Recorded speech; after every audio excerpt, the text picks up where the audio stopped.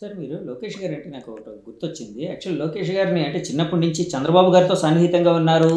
అంటే లోకేష్ గారిని కూడా చిన్నప్పటి నుంచి మీరు ఎరిగి ఉందిరు కాబట్టి లోకేష్ గారి ట్రాన్స్‌ఫర్మేషన్ ఇదంతా ఒక నాయకుడిగా దీని తీరు మీద మీరేమనుకుంటున్నారు? మొట్టమొదటిసారి అయితే నేను లోకేష్ గారు చిన్నప్పుడు కూడా చూశాను. చాలా ర్యాష్గా ఉండేవాడు. నేను ఒకసారి చంద్రబాబు నాయుడుతో జోక్ చేశాను. సార్ మీ బుద్ధుల కంటే మీ మేనమామ బుద్ధి వచ్చినట్టు ఉన్నాయి సార్ మా లోకేష్ బాబు కన్నా. సరే నవ్వుతూ మేనమామ గారంటే ఎవరండి? బాలయ్య బాబు కొంచెం స్పీడ్ కదా, బాలయ్య బాబు కోపం కదా, ఓకే. ఆ బాలయ్య బాబు గారు మరి ఏదైనా కాంప్రమైజ్ కారు కదా. జనరల్గా ఎంత మంచివాడో అంత కోపం ఉంటుంది ఆయనకి అన్నాను. అంటే అలాంటి లోకేష్ బాబు గారు నేను అన్నాను స్వయంగా చంద్రబాబు గారితో ఒక విషయంలో. అలాంటి లోకేష్ గారు 2009లో ప్రవేశించారండి. పార్టీలో రావాలని, క్యాష్ ట్రాన్స్ఫర్ చేయాలి, డబ్బు దుర్వినియోగం అవ్వకూడదు అన్న ఆలోచనతో మొత్తం రాజకీయాల్లో ప్రవేశించారు. 2009 నుంచి 14 వరకు ఇంట్లో ఉండి బ్యాక్ ఆఫీస్ అనే కాన్సెప్ట్ ఇచ్చింది లోకేష్ గారు. ఓకే. ఎస్, ఫస్ట్ మా బ్యాక్ ఆఫీస్ అని చంద్రబాబు గారికి ఎప్పుడు ఆలోచన లేదు. ఎప్పుడు డైరెక్ట్గా వెళ్ళడం, డైరెక్ట్గా నాయకులతో అప్పచెప్పడం తప్ప బ్యాక్ ఆఫీస్ అనేది స్టార్ట్ చేసింది ఆ రోజు లోకేష్ గారు. లోకేష్ గారు రాజకీయాల్లోకి వస్తారని చెప్పిన వ్యక్తి మొట్టమొదటి వ్యక్తి నేనే, టీవీ నేను చైతన్య గారి దగ్గర. అవునండి. చెక్ చేసుకోండి, చైతన్య పేరు కూడా చెప్పేస్తున్నాను. టీవీ నేను చైతన్య, నేను ఫిల్మ్ క్లబ్లో ఉంటే చైతన్య కెమెరా తెచ్చాడు. లోకేష్ గారికి అనుమానం వచ్చి అని అడిగాడు నన్ను. ఎస్, మా లోకేష్ బాబు గారు రాజకీయాల్లోకి వస్తారో భవిష్యత్తు నాయకుడు ఆయనే చెప్పాను.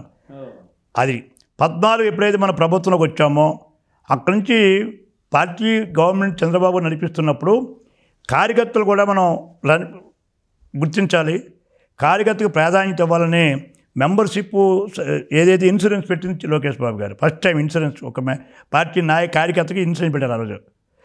మెంబర్షిప్ కూడా టెక్నాలజీ ద్వారా చేయించారు. అలా గ్రాడ్యువల్గా వచ్చి ఆయన పంచాయతీరాజ్ మినిస్టర్, ఐటీ మినిస్టర్గా కొంత ప్రమోట్ కాగలిగారు. ఎన్ని అబద్ధాలు చెప్పినా ఆయన లాంగ్వేజ్ అప్పుడే అమెరికా నుంచి అవడం అప్పుడప్పుడు మాటలు త్వరపడితే దాన్ని రకరకాలుగా మాట్లాడారు. దాని అన్నిటికీ తెరదించారు. 2019 నుంచి 24 పాదయాత్ర ఎవరు ఊహించలేదు, ఎవరు చేస్తారు అనుకోలేదు. ఆ వయసుకి, ఆ మనసుకి, ఆ లోకేష్ బాబు గారు ఆ వయసుకి చెయ్యి లేదనుకున్నారు మహానుభావులు. కానీ ఛాలెంజ్ ఆయన రాయలసీమలో స్టార్ట్ చేసి విశాఖపట్నం వరకు పాదయాత్ర మరి సక్సెస్ చేసుకొని ప్రజలతో మమేకమయ్యి ప్రాంతీయ సమస్యలు లేదా కులాల సమస్యలు లేదా ఏ వర్గాల సమస్యలు, రైతా, ఎస్సీయా, ఎస్టీయా, మహిళ, యువత, ప్రతి ఒక్క సబ్జెక్ట్ని స్టడీ చేసి ఈవేళ ప్రభుత్వాన్ని నడపగలే చంద్రబాబు నాయుడు గారితో సమానంగా మరి ఆయన మంత్రిగా ఉండి నడపగలిగే శక్తి తెచ్చుకున్నాడంటే అంచేత ఆయన పూర్తి క్వాలిఫై అయిపోయి ఏ పదవికైనా అర్హుడిగా ఇవాళ తయారైనారు లోకేష్ బాబు గారు. ఆ రోజు లోకేష్ బాబు గారు వేరు. చిన్నతనంలో అమెరికాలో చదువుకున్నారైనా, చదువుకొని అమెరికాలో సెటిల్ అవ్వాలనుకున్నారు, మంచి యూనివర్సిటీ చదివి వచ్చారు, బాగా నాలెడ్జ్ పెంచుకున్నారు. వచ్చిన తర్వాత ఆయన రాజకీయాల్లో ఎవరు అనుకున్నారు ఇతను అమెరికాలో చదివాడు, అక్కడ వచ్చారు, ఏం చేస్తాడు, ఎండలో తిరగలడని. అంచేత ఆ రోజు లోకేష్ బాబు నేను చూసిన లోకేష్ బాబు గారు నేను నా అదృష్టం చిన్నప్పటి నుంచి చూశాను. అదృష్టం ఏంటంటే మీకు ఎవరు లోకేష్ బాబు గారు ఉన్న స్కూల్లోనే మా అప్పలనాయుడు చదివేవాడు, మళ్ళీ అప్పలనాయుడు మా అబ్బాయి. నేను ఫంక్షన్స్కి వెళ్ళేవాడిని. అప్పుడు దూరంగా ఉండే లోకేష్ బాబు గారు ఈ దీంట్లో సెక్యూరిటీ దించారు పోలీసులు. నేను మినిస్టర్ ఉన్నా ఆయన దగ్గరికి వెళ్ళాను కాదు, ఆయన దగ్గరికి వచ్చారు కాదు. అప్పుడు నుంచి చూశాను లోకేష్ బాబు గారిని. కేంద్రీయ విశ్వవిద్యాలయంలో చదివారు ఆయన. అక్కడ ఇది కాదు, భారతీయ విద్యాభవన్ స్కూల్ చదివేవారు. మా అబ్బాయిలు మా అమ్మాయిలు అక్కడ చదివారు, మా పిల్లలు కూడా అక్కడ చదివారు. చెప్తున్నాం. అంచేత అప్పుడు లోకేష్ గారికి ఇప్పుడు లోకేష్ గారికి చాలా వేరియేషన్ ఉందండి. చాలా పరిణితి చెందారు, అనుభవం సంపాదించారు.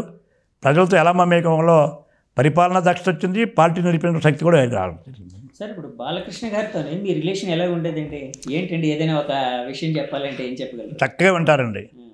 బాలయ్య బాబు గారు ముక్కుసూటి మనిషి, కల్మషమైన మనిషి, ఏదైనా మొక్క మీద మాట్లాడే వ్యక్తి, సినిమాలో కానీ రాజకీయాల్లో కానీ. నాకు బాలయ్య బాబు గారితో అదృష్టం ఏంటంటే నాకు 89లో ప్రచారంకి వచ్చారు, ఎమ్మెల్యేకి పోటీ చేసినప్పుడు. అప్పటి నుంచి నాకు బాలయ్య బాబు గారు పరిచయం. 89 నాకు కాకి డ్రెస్ వేసుకొని మా లంగిరిపాలు అగనపూడే ప్రాంతంలో ఇప్పటికీ నా ఫోటో ఇంట్లో ఉంది. అప్పటి నుంచి తర్వాత నేను మినిస్టర్ అయినప్పుడు కూడా బాలయ్య బాబు గారు ఎప్పుడు నాకు ఫోన్ చేయడం ఎప్పుడు లేదు. బాలయ్య గారు ఆ రోజుల్లో బాలయ్య బాబు గారు మా దగ్గర రావడం కానీ, మంత్రులు కలవడం కానీ, మంత్రులు కలవాలని చూడడం కానీ, ఏనాడు బాలయ్య బాబు గారు రాజకీయం దగ్గర రాలేదు. నా పెద్ద అన్నగారు ఉన్నప్పుడు కానీ, బాబు గారు ఉన్నప్పుడు కానీ. అంటే బాలకృష్ణ గారు అన్నగారికి మనకు ప్రతిరూపం. యాక్షన్లోనే కాదు, మనస్తత్వంలో కూడా అన్నగారు ఎప్పుడైనా ఉంటే మొక్క మీద అడిగేవారు. బాలయ్య బాబు గారు అంతే. యాక్చువల్లీ మురళీమోహన్ గారి ఇంటర్వ్యూ నేను చేసినప్పుడు మురళీమోహన్ గారు ఈ విషయం మీద ఒక మాట అన్నారు. యాక్చువల్గా ఎన్టీఆర్ గారు, పెద్ద ఎన్టీఆర్ గారు ముఖ్యమంత్రి అయిన తర్వాత పిల్లల్ని పిలిచి ఎప్పుడు సచివాలయానికి మీరు రావద్దు, ఏ పైరువీలు చేయొద్దు, అసలు ఈ సచివాలయం గుమ్మం మెట్లు ఎక్కద్దని కూడా వాళ్ళకి చెప్పారు, అంత దూరం పెట్టారు పిల్లల్ని అన్నట్టు. అంటే ఈ విషయాల్లో, ఇలాంటి విషయాల్లో ఇన్వాల్వ్ అవ్వకుండా నేను మహాతల్లి బసవతారకమ్మ గారు చేతులు దండం పెట్టాలా, కనీసం కార్యకర్తకు కానీ నాయకుడికి కానీ మంత్రులకు కానీ కనీసం చూడాలనేది మాకు ఎంత ఆస్తున్నా ఆవిడ పైకి కనపడేది కాదు. ఆవిడ ఏనాడు ముఖ్యమంత్రి భార్యగా మహాతల్లి ఎప్పుడూ ప్రవర్తించలేదు. అదే పద్ధతి కూతుళ్ళు కానీ కొడుకులు కానీ ఏనాడు సెక్రటరీ కాదు, మంత్రులు కూడా ఒక్క ఫోన్ చేసిన పాపాన్ని పోలేదు. హరికృష్ణ గారు చనిపోయి అక్కడ ఉండవు. హరికృష్ణ గారు ఎలా ఉండేవారు, ఆ రోజుల్లో చైతన్యరాజు నడిపింది ఆయనే, నేను ఆయనతో ఫాలో అయ్యాను కదా. అలాంటి హరికృష్ణ గారికి కూడా ఎప్పుడైతే ఈ దిక్కుమాల లక్ష్మీపార్వతి వచ్చే వరకు హరికృష్ణ గారు కూడా ఎక్కడ మా పరిసరాలకు రాలేదు. రాజకీయాల్లో కానీ మంత్రులు పిలవడం కానీ మంత్రులతో మాట్లాడే ముఖ్యమంత్రి కొడుకుగా ఏనాడు మాకు కార్యక్రమం చెప్పలేదు. నేను మంత్రి చేశాను, చూసాం కదా.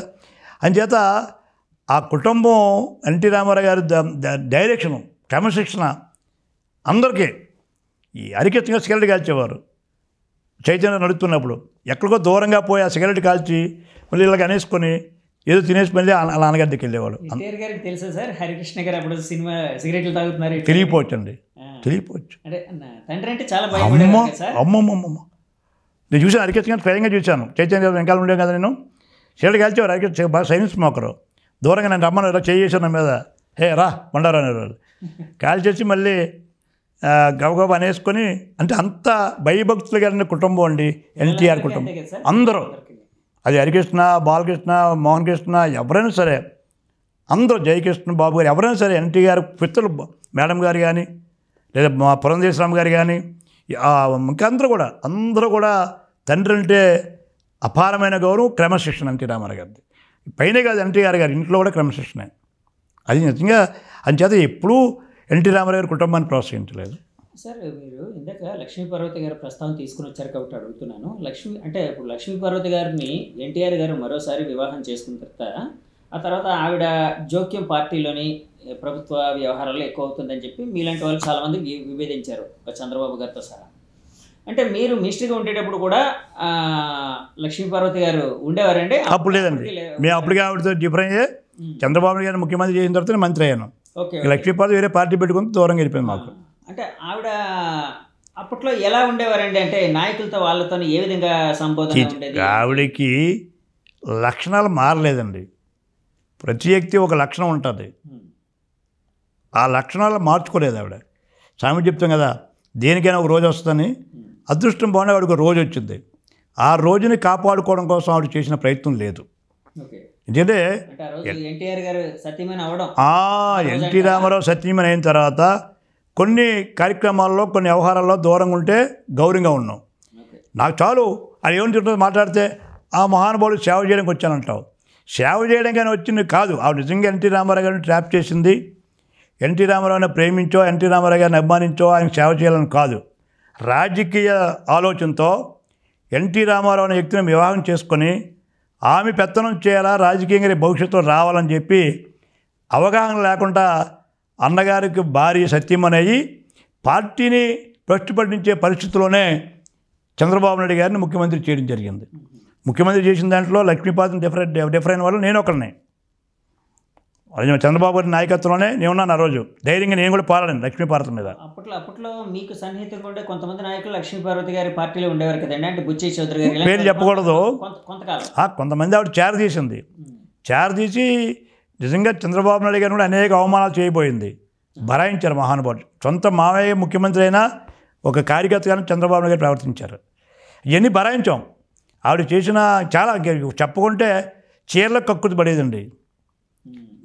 ఎన్టీ రామారావు గారు సతీమణి మహానుభావుడు, ఆయనకు చీరలకు కక్కుర్తి అంటే ఇంట్లో చీరలు తెచ్చి తీసుకుని పట్టు చీరలు తీసుకుంటేది. నా కాన్స్టిట్యున్సీలో ఒక ఆయన ఒక ఆయన రాజుగారిని ఒక ఆయన ఉండేవాడు బర్నికంలో. ఒక చిన్న కార్యకర్త మాకు అసలు మా పార్టీ కూడా కాదు. ఇంకొకరిని పట్టుకొని వెళ్తే పట్టు చీర తీసుకుంది ఆయన దగ్గర. చనిపోయాడు అనుకున్న రాజుగారు, బర్నికం రాజుగారు చనిపోయినాడు.